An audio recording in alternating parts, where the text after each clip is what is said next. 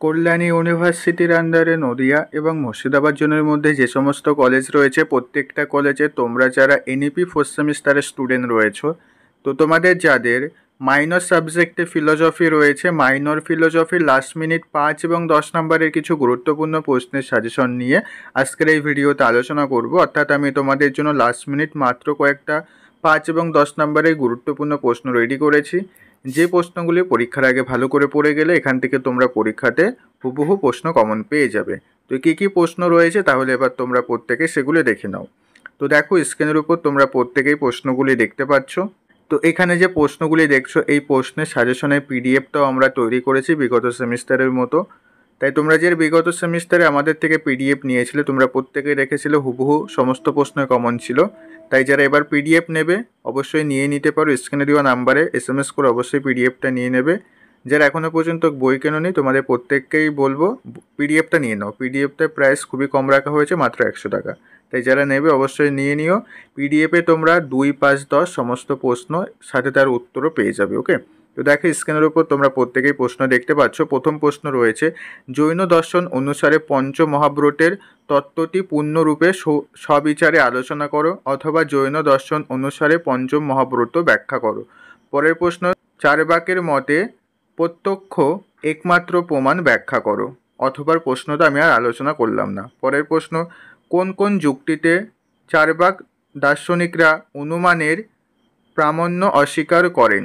পরবর্তী প্রশ্ন, বৌদ্ধ নৈরাত্যবাদ বিচারসহ ব্যাখ্যা করো। পরবর্তী প্রশ্ন, নির্বিকল্প ও সবিকল্প প্রত্যক্ষের মধ্যে পার্থক্য করো। পরবর্তী প্রশ্ন, বৈশ্বিক মতে বিভিন্ন প্রকার প্রভাব ব্যাখ্যা করো। তো দেখে নাও পরবর্তী প্রশ্ন রয়েছে, অদ্বৈত বেদান্ত মতে অবিদ্যার দুটি শক্তি এবং কাজ কী কী। পরবর্তী প্রশ্ন, ব্রহ্ম সত্য জগৎ মিথ্যা শঙ্করকে অনুসরণ করে উক্তিটির তাৎপর্য ব্যাখ্যা করো।